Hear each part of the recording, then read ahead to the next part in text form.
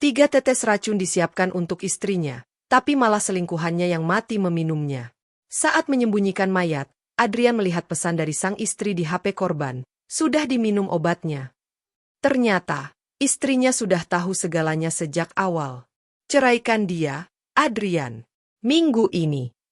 Suara Lara tidak meninggi, tapi nadanya memotong udara yang pengap di apartemen itu lebih tajam daripada pecahan kaca. Wanita itu duduk di tepi ranjang, menyilangkan kakinya yang jenjang, sambil memegang segelas anggur merah.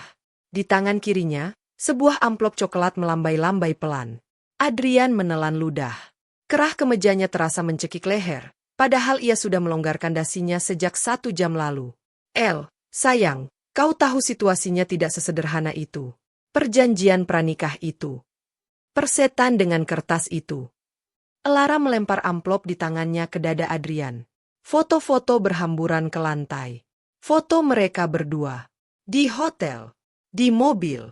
Di restoran pinggiran kota. Aku lelah menjadi bayang-bayang, Adrian. Aku lelah bersembunyi setiap kali istrimu yang suci itu menelepon. Adrian memunguti foto-foto itu dengan tangan gemetar. Jika Sarah melihat ini, tamatlah riwayatnya.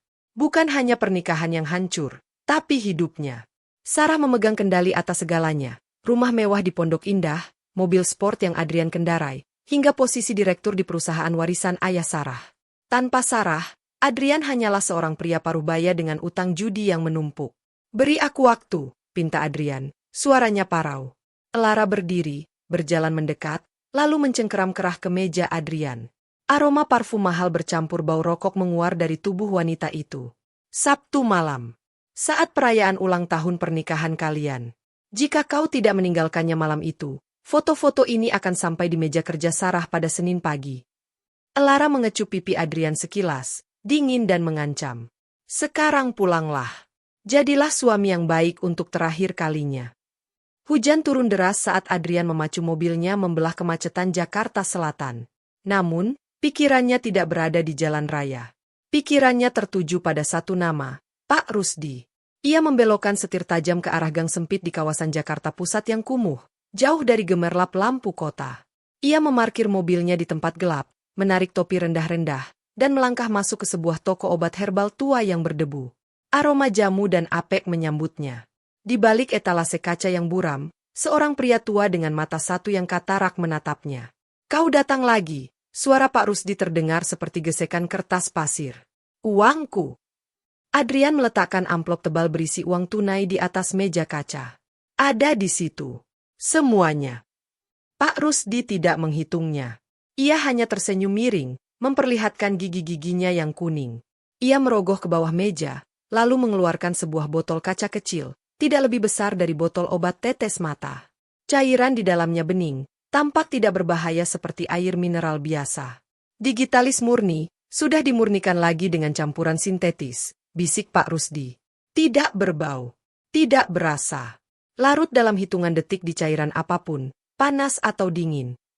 Adrian menatap botol itu seolah melihat ular berbisa. Efeknya seperti serangan jantung masif. Otot jantung akan berkontraksi tak terkendali, lalu berhenti. Dokter forensik biasa hanya akan melihatnya sebagai gagal jantung akibat kelelahan atau stres. Kecuali mereka melakukan toksikologi spesifik yang sangat mahal, yang jarang dilakukan pada kematian wajar di rumah, mereka tidak akan menemukan apa-apa. Berapa banyak? Tanya Adrian. Jantungnya berdegup kencang seolah ia sudah menelan racun itu sendiri. 3 tetes untuk tidur selamanya.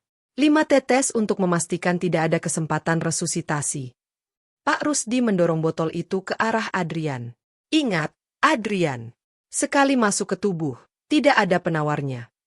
Adrian menyambar botol itu, memasukkannya ke saku jas dalam, dan bergegas keluar tanpa mengucapkan terima kasih. Dinginnya botol kaca itu menembus kain jas, membakar kulit dadanya. Rumah itu tampak tenang saat Adrian tiba. Lampu ruang tengah menyala redup, memberikan kesan hangat yang kontras dengan badai di dalam kepala Adrian. Ia menarik napas panjang di dalam mobil, mencoba menormalkan ekspresi wajahnya yang tegang. 3 tetes, batinnya. Hanya 3 tetes, dan semua masalahku selesai. Harta Sarah jadi milikku, utang lunas, dan Lara akan diam. Ia masuk ke dalam rumah. Di ruang keluarga, Sarah sedang duduk di sofa beludru krem, membaca novel dengan kacamata baca bertengger di hidung mancungnya. Wajah istrinya pucat, seperti biasa. Sarah memang memiliki riwayat kesehatan yang lemah, anemia dan tekanan darah rendah. Alibi yang sempurna untuk kematian mendadak. Kau pulang terlambat, Mas, sapa Sarah lembut tanpa mengalihkan pandangan dari bukunya. Macet total di Sudirman, bohong Adrian lancar. Ia berjalan mendekat, mencium kening istrinya. Kulit Sarah terasa dingin. Mau kubuatkan teh? Tawar Sarah, meletakkan bukunya. Tidak usah. Biar aku saja. Kau istirahatlah. Adrian menahan bahu istrinya agar tetap duduk. Biar aku yang buatkan minuman malam ini. Mungkin segelas wine untuk merayakan menyambut akhir pekan. Sarah tersenyum tipis, senyum yang terlihat rapuh. Boleh. Terima kasih, Mas. Adrian berjalan menuju dapur bersih. Ia membuka lemari kabinet, mengambil 2 gelas berkaki tinggi. Tangannya meraba saku jasnya, mengeluarkan botol kecil dari Pak Rusdi. Cairan bening itu berkilau di bawah lampu dapur. Jantung Adrian memukul-mukul rongga dadanya.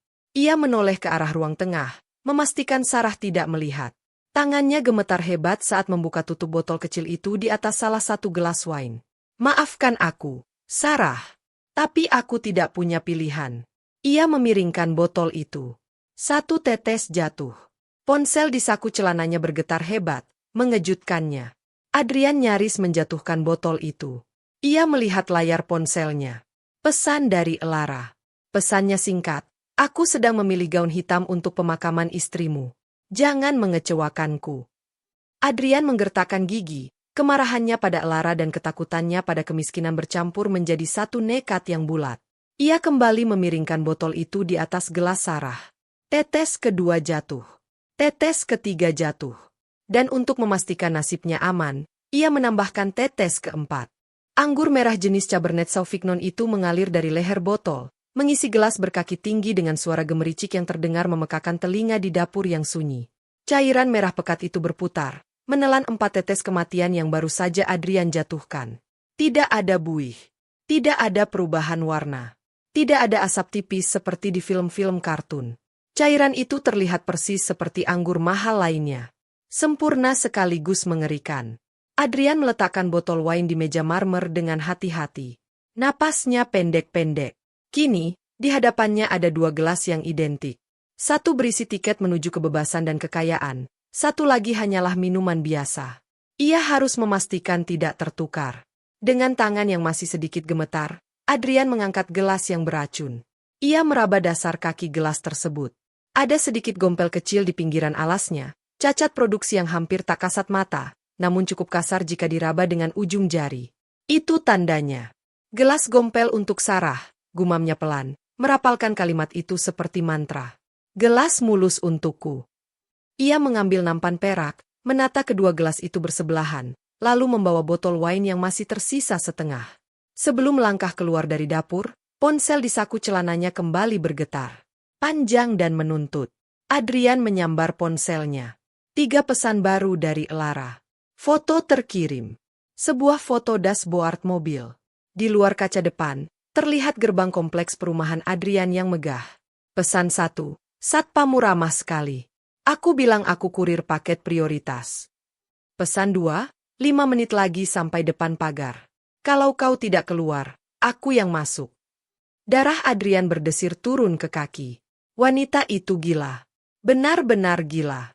Elara tidak sedang menggertak. Dia benar-benar datang ke kandang singa. Adrian melirik jam dinding. Pukul 19.15. Sarah biasanya makan malam pukul 19.30 tepat. Ia tidak punya waktu untuk berdebat dengan Elara. Ia harus menyelesaikan ini. Jika Sarah tertidur sebelum Elara membuat keributan, Adrian bisa mengatasi sisanya. Ia bisa mengusir Elara dengan alasan istrinya sedang serangan jantung, lalu memanggil ambulans sandiwara. Adrian menyimpan ponselnya, mengabaikan getaran berikutnya. Ia memasang senyum palsu terbaik yang ia miliki dan melangkah menuju ruang makan. Sarah sudah duduk di sana. Ia telah mengganti pakaian rumahnya dengan gaun tidur sutra berwarna krem yang elegan namun sopan. Wajahnya terlihat lebih segar setelah membasuh muka, meski lingkaran hitam di bawah matanya tak bisa disembunyikan. Baunya enak sekali, Mas. Kamu pesan steak dari restoran favoritku? Tanya Sarah saat Adrian meletakkan nampan. Spesial untuk ulang tahun pernikahan kita yang keberapa? 5. Adrian berbasa-basi, meski otaknya berteriak panik menghitung detik kedatangan Elara. 6. Adrian. 6 tahun, koreksi Sarah lembut, tersenyum maklum. Ah, benar. 6 tahun yang luar biasa. Adrian meletakkan gelas beracun itu tepat di hadapan Sarah. Ia memastikan jari telunjuknya merasakan gompel di kaki gelas itu sekali lagi sebelum melepaskannya. Gelas gompel untuk Sarah.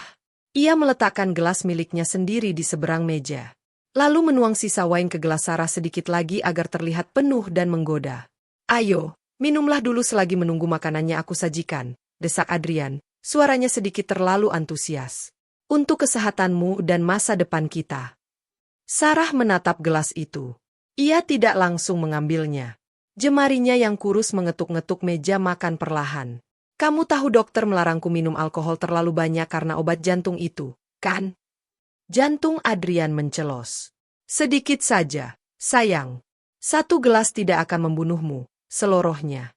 Kalimat itu terasa pahit dan ironis di lidahnya sendiri. Lagi pula, ini wine mahal. Sayang kalau cuma jadi pajangan. Sarah tampak menimbang-nimbang. Lalu mengangguk pelan. Baiklah. Demi merayakan 6 tahun kesabaranmu merawat istri yang sakit-sakitan ini. Tangan Sarah terulur. Ujung jarinya menyentuh tangkai gelas beracun itu. Adrian menahan napas. Matanya terpaku pada gerakan tangan istrinya. Ayo, angkat. Min. Selesaikan. Ponsel Adrian bergetar lagi di saku. Kali ini sangat keras hingga terdengar berdengung di ruangan yang sunyi. Sarah menarik tangannya kembali. Menatap saku celana Adrian.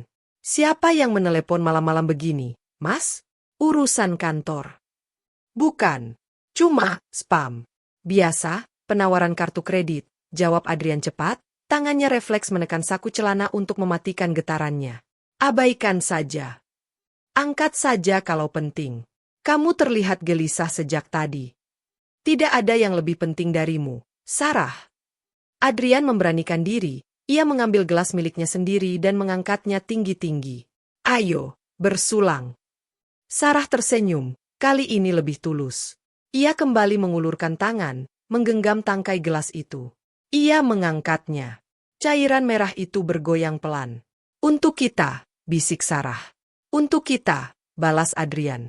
Bibir Sarah mendekati bibir gelas. Aroma anggur itu pasti sudah tercium oleh hidungnya. 1 tegukan besar. Hanya itu yang dibutuhkan. Adrian melihat leher jenjang istrinya, membayangkan otot-otot di sana akan segera menelan cairan mematikan itu. 1 sentimeter lagi. Ting-tong. Suara bel pintu depan memecah kesunyian rumah seperti ledakan bom. Tangan Sarah tersentak kaget. Gelas itu berguncang hebat, menumpahkan sedikit isinya ke taplak meja putih, meninggalkan noda merah seperti darah. Tapi Sarah tidak meminumnya. Ia menurunkan gelas itu kembali ke meja dengan wajah bingung. Tamu? Tanya Sarah, menatap ke arah pintu depan. Kita mengundang orang lain. Wajah Adrian pucat pasi. Ia tahu siapa yang ada di balik pintu itu. Mungkin salah alamat, kata Adrian terbata-bata. Biar aku cek. Kamu jangan kemana-mana. Tetap di sini. Minum saja wine-nya. Ting-tong. Ting-tong. Bel itu berbunyi lagi. Kali ini bertubi-tubi, tidak sabaran. Disusul suara gedoran di pintu kayu jati yang berat. Itu bukan ketukan tamu yang sopan. Itu ketukan orang yang datang untuk menagih janji. Mas, itu sepertinya mendesak, kata Sarah, kini berdiri dari kursinya. Biar aku ikut. Jangan, bentak Adrian, terlalu keras. Sarah terlonjak, matanya membelalak kaget melihat perubahan drastis suaminya. Adrian segera merendahkan suaranya. Mencoba mengendalikan kepanikan yang meluap. Maksudku, angin malam tidak baik untukmu. Duduklah, sayang. Habiskan wine mu. Biar aku yang urus. Aku janji, hanya sebentar. Tanpa menunggu jawaban Sarah, Adrian berbalik dan setengah berlari menuju ruang tamu. Kakinya terasa berat, seolah lantai rumah itu telah berubah menjadi lumpur hisap. Di ruang makan, Sarah menatap punggung suaminya yang menjauh dengan kening berkerut. Ia menatap gelas wine di hadapannya, lalu menatap noda merah di taplak meja. Adrian sampai di pintu depan. Jantungnya berdetak begitu kencang hingga telinganya berdenging. Ia mengintip lewat lubang intip pintu. Di sana, di bawah sorot lampu teras yang temaram, berdiri Elara. Wanita itu mengenakan mantel hujan transparan di atas gaun merah menyala yang provokatif. Rambutnya basah, make-upnya sedikit luntur, dan matanya menyiratkan api kemarahan yang siap membakar rumah ini hingga rata dengan tanah. Tangan Elara terangkat lagi untuk memencet bel. Adrian membuka kunci pintu dengan tangan gemetar, dan menyentaknya terbuka sebelum bel itu berbunyi lagi. "Apa yang kau lakukan?" desis Adrian tertahan. Elara menerobos masuk tanpa permisi, mendorong dada Adrian hingga pria itu terhuyung ke belakang. "Kejutan, sayang," bisik Elara dengan senyum berbisa. "Aku datang untuk makan malam." Adrian mundur selangkah, nyaris tersandung kakinya sendiri. Elara berdiri di foyer, air hujan menetes dari ujung mantel plastiknya yang bening, membasahi lantai marmer yang baru saja dipoles pembantu tadi pagi. "Kau gila," desis Adrian, suaranya bergetar antara marah dan takut. "Keluar dari sini. Sekarang." Elara menyibakkan rambutnya yang basah, menatap sekeliling interior rumah mewah itu dengan tatapan lapar. Matanya menyapu lukisan abstrak di dinding, vas bunga kristal, dan lampu gantung yang berkilauan. "Jadi ini sangkarmu? Nyaman sekali. Pantas kau betah berlama-lama dengan wanita sakit-sakitan itu." "Elara, kumohon." Adrian mencengkeram lengan wanita itu, mencoba menyeretnya kembali ke pintu. "Aku bisa jelaskan.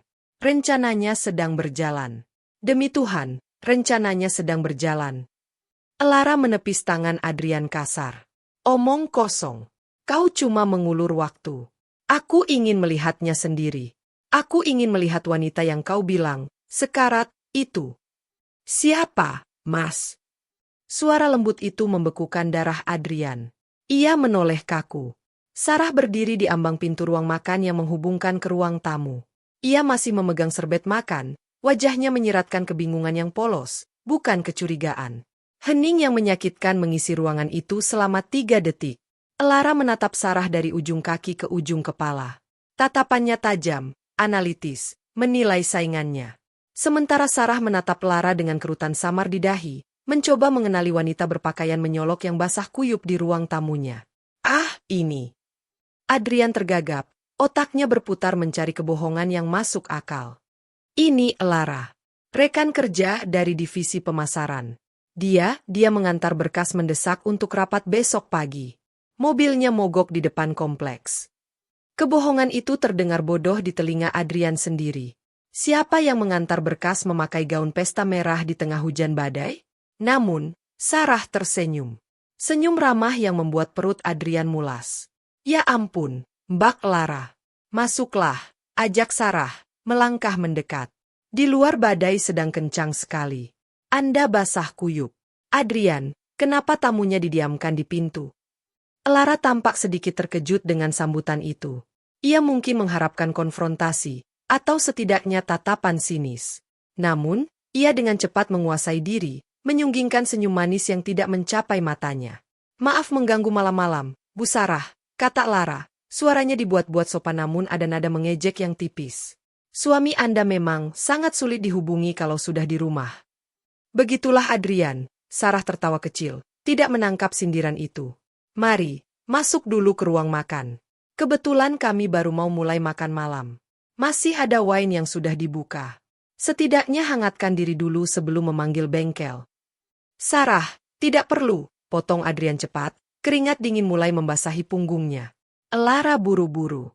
"Dia harus." "Aku tidak buru-buru, Pak Adrian," selak Lara, matanya menantang Adrian.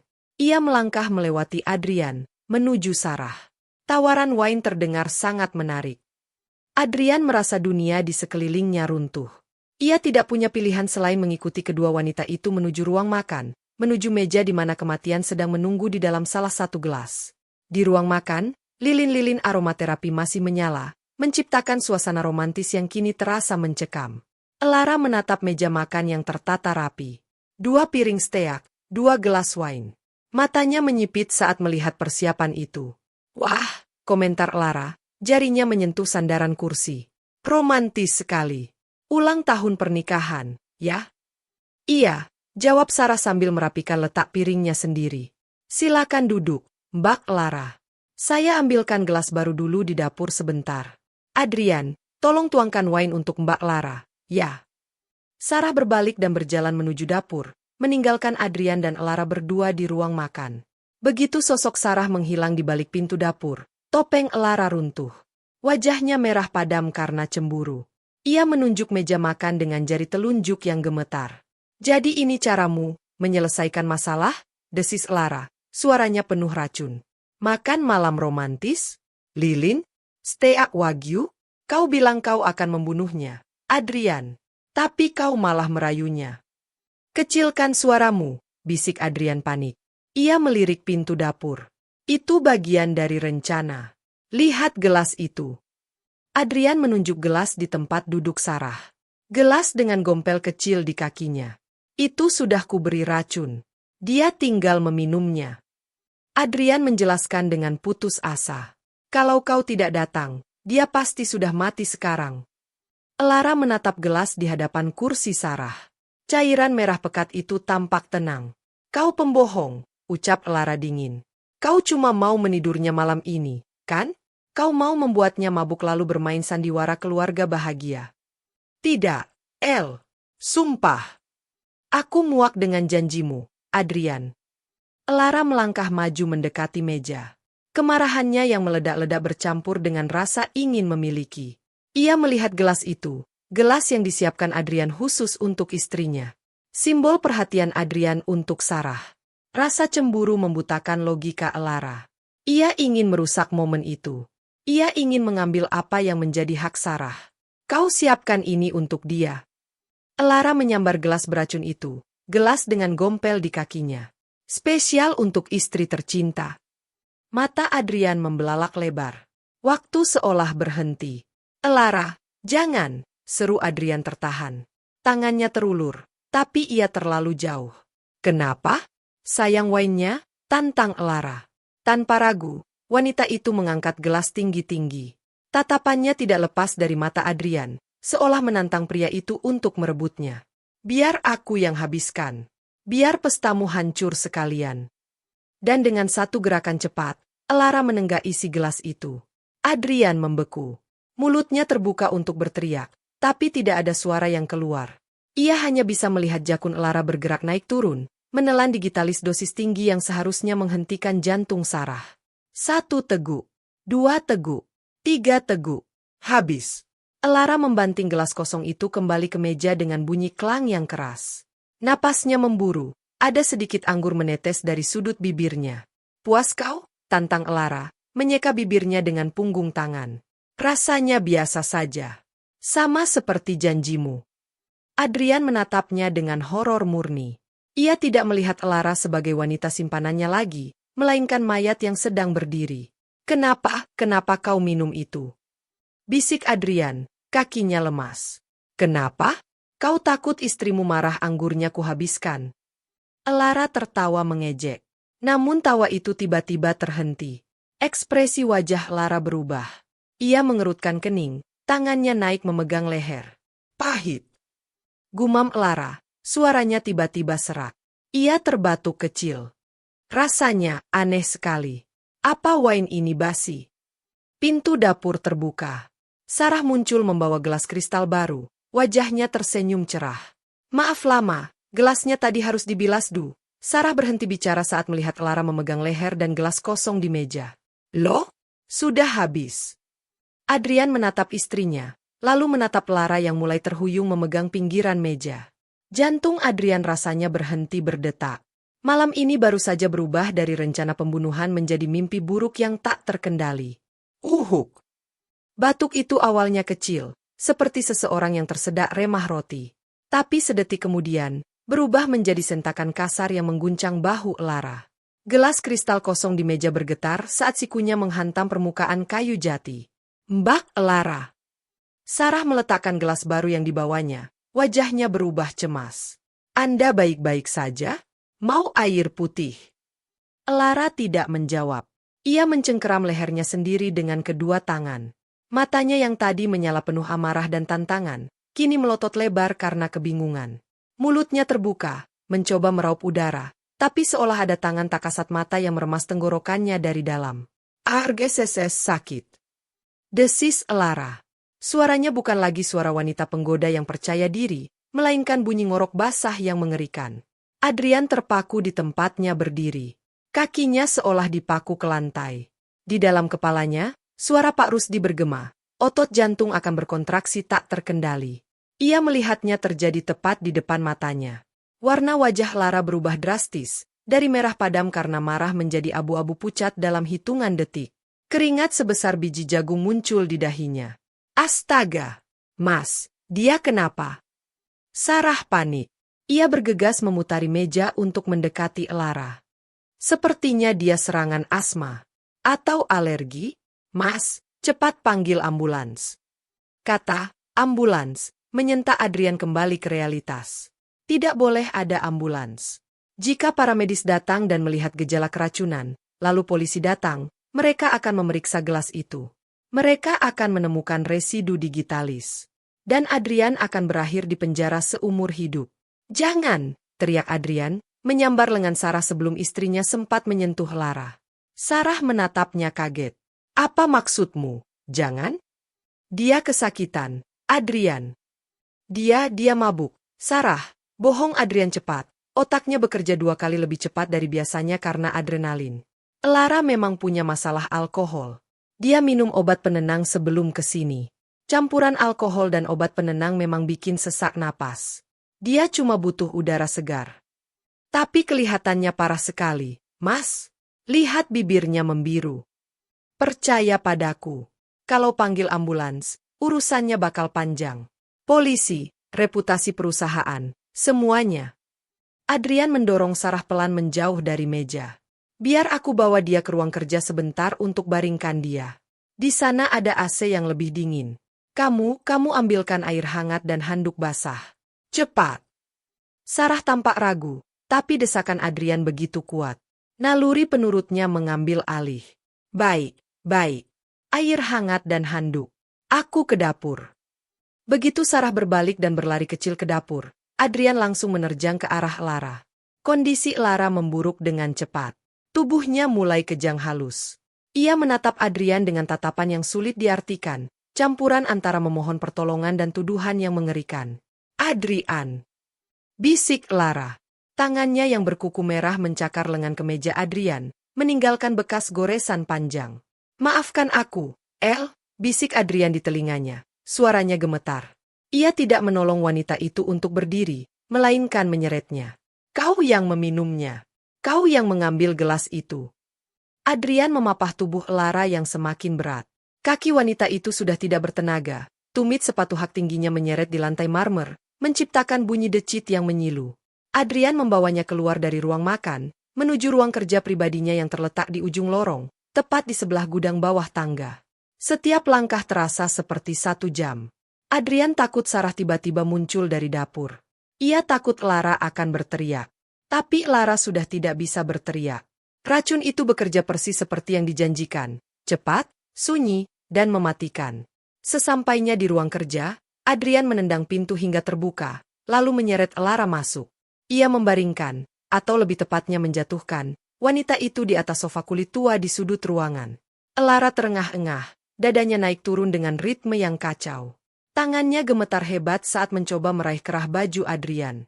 Adrian mundur, menatap wanita yang seharusnya menjadi masa depannya itu kini meregang nyawa karena kebodohannya sendiri. Kau! Lara berusaha bicara, air mata meleleh dari sudut matanya. Napasnya berbunyi KRRKK. Racun? Mata mereka bertemu. Dalam detik-detik terakhir itu, pemahaman mengerikan menghantam Lara. Ia menyadari bahwa gelas itu memang ditujukan untuk membunuh, dan Adrian hanya diam saja membiarkannya mati. Adrian tidak menjawab. Ia hanya berdiri di sana, mengusap wajahnya yang basah oleh keringat dingin. Diamlah, El. Kumohon, cepatlah selesai. Itu adalah doa paling jahat yang pernah ia panjatkan. Ia tidak berdoa agar Lara selamat. Ia berdoa agar Lara segera mati supaya ia bisa menyembunyikan mayatnya. Tubuh Lara menegang 1 kali, punggungnya melengkung di atas sofa. Matanya melotot menatap langit-langit, seolah melihat sesuatu yang menakutkan di sana. Lalu, sebuah hembusan napas panjang keluar dari mulutnya, seperti ban yang kempes. dan hening. Dada Lara berhenti bergerak. Tangannya terkulai jatuh ke sisi sofa. Hujan di luar jendela menderu, tapi di dalam ruang kerja itu, kesunyian terasa begitu pekat hingga menekan gendang telinga Adrian. Mati. Dia sudah mati. Adrian menempelkan punggungnya ke pintu yang tertutup. Kakinya lemas hingga ia merosot duduk di lantai. Ia menatap mayat Lara. Gaun merah menyala itu kini tampak seperti kain kafan yang salah warna. Tiba-tiba, ketukan di pintu membuatnya melonjak berdiri seperti disengat listrik. Mas? Adrian. Suara Sarah terdengar dari balik pintu. Aku bawa air hangat dan handuknya. Kenapa pintunya dikunci? Adrian menahan napas. Jantungnya berdegup begitu kencang. Ia yakin Sarah bisa mendengarnya dari luar. Ia melihat mayat Lara di sofa. Matanya masih terbuka menatap kosong. Sebentar, sayang, seru Adrian. Suaranya pecah. Ia berdeham, mencoba menormalkan nada bicaranya. Dia muntah. Berantakan sekali. Jangan masuk dulu, baunya tidak enak. Biar aku bersihkan. Oh, kasihan sekali, sahut Sarah penuh simpati dari balik pintu. Perlu aku ambilkan kain pel? Tidak, tolak Adrian, terlalu cepat. Maksudku tidak usah. Aku bisa atasi. Kamu kembali saja makan. Sayang steaknya dingin. Aku akan menyusul sebentar lagi setelah dia tidur. Ada jeda sejenak. Hening yang mencekam. Apakah Sarah curiga? Baiklah kalau begitu, jawab Sarah akhirnya. Suara langkah kakinya terdengar menjauh kembali ke ruang makan. Adrian menghembuskan napas panjang, menyandarkan kepalanya ke daun pintu. Ia selamat. Untuk saat ini. Tapi masalahnya baru saja dimulai. Sekarang ia punya mayat seorang wanita di ruang kerjanya, sementara istrinya sedang menunggu untuk melanjutkan makan malam romantis di ruangan sebelah. Dan yang lebih parah, ponsel Lara di dalam tas tangannya yang tergeletak di lantai, tiba-tiba menyala. Sebuah notifikasi pesan masuk. Layarnya berkedip dalam kegelapan ruangan. Adrian menatap mayat itu, lalu menatap pintu. Malam ini akan menjadi malam terpanjang dalam hidupnya. Adrian berdiri di tengah ruang kerjanya yang remang. Napasnya memburu seperti pelari maraton yang gagal mencapai garis finish. Di kakinya, tubuh kaku Lara tergeletak. Mata wanita itu masih terbuka, menatap langit-langit dengan tuduhan abadi. Ia harus menyembunyikannya. Sekarang, dengan kekuatan yang dipacu oleh adrenalin murni, Adrian mengangkat tubuh Lara. Berat mayat ternyata jauh lebih berat daripada manusia hidup. Ia menyeret wanita itu menuju lemari penyimpanan arsip yang besar di sudut ruangan. Adrian menyingkirkan tumpukan kardus berkas lama, lalu mendorong tubuh Lara masuk ke celah sempit di antara rak besi dan dinding lemari. Ia menekuk kaki jenjang Lara dengan paksa agar pintu bisa tertutup. Bunyi krek pelan dari sendi lutut mayat itu membuat perut Adrian mual. Maafkan aku, gumam Adrian, bukan karena penyesalan, tapi karena ketakutan. Ia menutup pintu lemari dan memutarnya kuncinya. Klik. Adrian menyambar tas tangan Lara yang tergeletak di lantai. Melemparnya sembarangan ke atas tumpukan buku di meja kerjanya. Ia menyeka keringat di dahi dengan lengan kemeja, mengatur napas, lalu mematikan lampu ruang kerja. Kegelapan menelan rahasia itu. Adrian melangkah keluar, menutup pintu ruang kerja pelan-pelan, dan berjalan kembali menuju ruang makan. Lorong rumah terasa sangat panjang, seolah ia sedang berjalan di atas titian tali di atas jurang. Di ruang makan, Sarah masih duduk tenang di tempatnya. Ia sedang memotong steaknya dengan gerakan pisau dan garpu yang anggun, metodis, dan presisi. Sudah selesai? Tanya Sarah tanpa menoleh, memasukkan potongan daging ke mulutnya. Adrian duduk di kursinya, berusaha agar lututnya tidak gemetar menabrak meja. Sudah. Dia sudah pulang. Aku memesankan taksi online untuknya lewat pintu samping. Dia malu karena insiden muntah itu. Syukurlah, kata Sarah, mengunyah pelan. Aku tidak suka ada orang asing yang merusak malam kita. Dagingnya enak, Mas. Makanlah sebelum dingin. Adrian menatap piring di hadapannya. Daging merah yang setengah matang itu tampak menjijikkan, mengingatkannya pada noda wine di taplak meja, dan pada mayat di dalam lemari. Namun, ia memaksakan diri. Ia harus bersikap normal. Enak. Sangat enak, jawab Adrian. Ia memasukkan potongan daging ke mulutnya. Rasanya seperti mengunyah karet ban, tapi ia memaksanya turun melewati tenggorokan yang kering. Suasana makan malam itu begitu surreal. Di satu ruangan, Ada mayat selingkuhan yang baru saja mati keracunan. Di ruangan ini, alunan musik jazz pelan mengalun dari speaker, lilin berkedip lembut, dan istrinya tersenyum manis.